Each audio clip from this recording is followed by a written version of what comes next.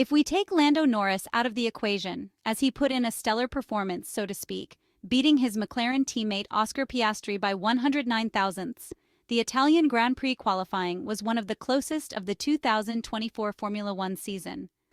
With many cars within a minimal gap, it is difficult to say who was slow or fast when Carlos Sainz, fifth on the grid, is just 31 thousandths away from the front row of the second McLaren. The margin narrows even further when we look at Charles Leclerc, starting fourth but only 25 thousandths behind the Australian's MCL38 single-seater. If we were to analyze based on track position, a popular term in today's Formula One, we might say Ferrari was disappointing in front of its home crowd, which was eager to celebrate at least a front-row start. But fortunately, at the Temple of Speed, where overtaking isn't impossible, we can make assessments considering the gaps.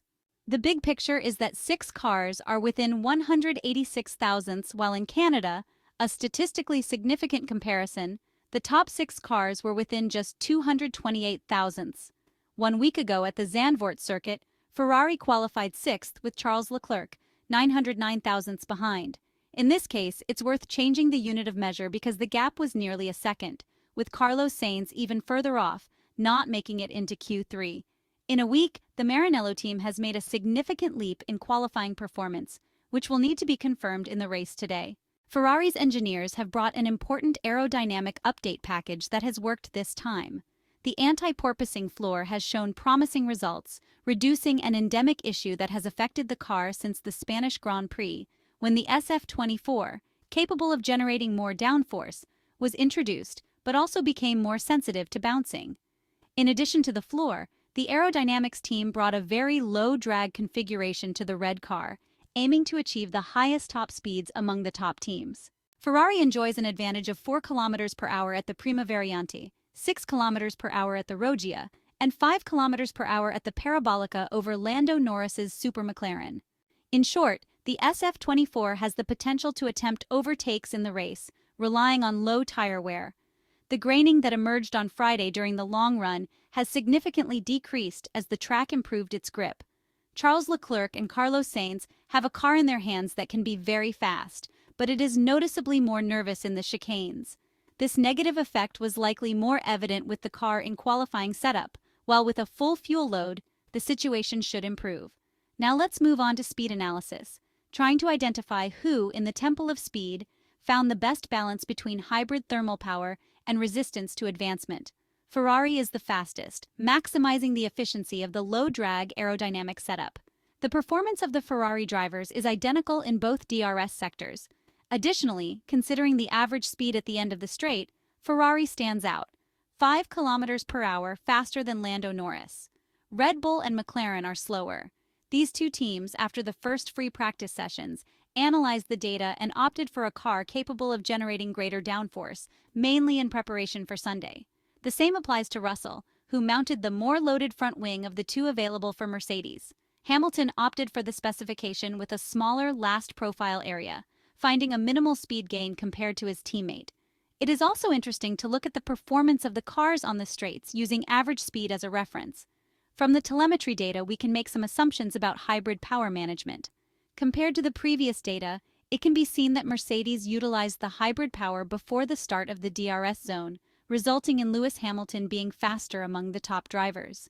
The Ferrari drivers showed similar references, with Carlos Sainz being quicker on the straight opposite the finish line, thanks to higher exit speed from Ascari. Finally, Red Bull and McLaren, with more downforce, intelligently decided to maximize hybrid power in the section between turn 10 and T11. This is the only area where DRS cannot be used.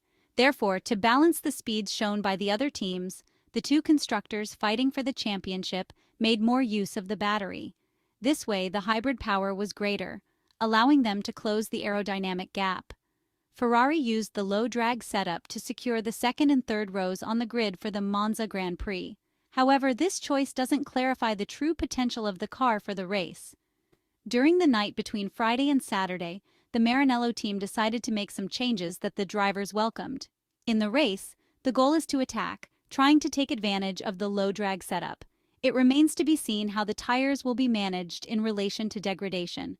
Moreover, Monza is a track that requires a one-stop strategy, as the speed difference between those running at very high speeds on the straight and those going through the pit lane at 80 kilometers per hour is considerable. To avoid a race with 2 pit stops, it's easy to foresee a very tactical start, not quite in line with the logic of the Temple of Speed. Once again, the start could set the tone for the race. It's imperative to overtake George Russell's Mercedes heading into the first chicane so that Charles Leclerc can stay within DRS range of the McLaren cars and take advantage of the speed on the straights. Red Bull's difficulties in mid-corner were clearly highlighted by the telemetry data. Max Verstappen, and even more so, Sergio Perez, maintained much lower minimum speeds in mid-corner compared to the McLarens. Among the 2 drivers starting from the front row, Oscar Piastri was generally faster than his teammate, 3 kilometers per hour, quicker than Lando Norris in the first 2 chicanes. Ferrari has lower speed to McLaren in the medium-slow corners, but the lack of confidence in the car during corner entry slowed down Carlos Sainz and Charles Leclerc at Parabolica and Ascari. As the Spaniard mentioned, the red-banded Pirelli tires lost performance in the final part of the lap. At Ascari, Charles Leclerc lost nearly 2/10 to Lando Norris due to noticeable oversteer mid-corner, caused by a lack of front-end stability on entry. Overall, both Mercedes were good, with George Russell being faster in the corners of the final sector. In fact, in this sector, the young Englishman gained 113 thousandths on Hamilton and was able to surpass him in the final standings.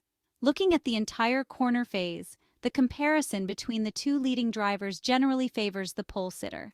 The only mistake was in the exit of the first chicane, where Lando experienced oversteer and had to lift off. The Ferrari drivers took the last 2 corners in a similar way, with the Spaniard being better on entry into Parabolica, but slower on the throttle on exit.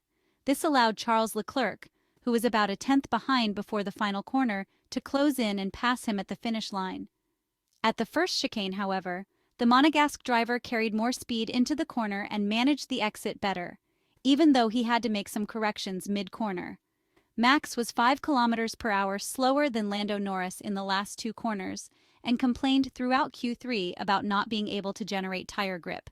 Team principal Frédéric Vasseur predicts a Ferrari in the running for the race victory in the Italian Grand Prix, while Charles Leclerc is more cautious after experiencing the congenital understeer.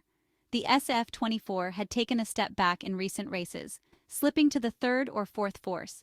In front of the home crowd, there's a desire to reverse this trend. Objectively, McLaren seems a bit stronger, but the battle with Mercedes and Red Bull is wide open. And among Ferrari fans, there's always hope that the Woking team will make another rookie mistake. Monza could shake up the Formula One championship standings and the hierarchies we've grown accustomed to.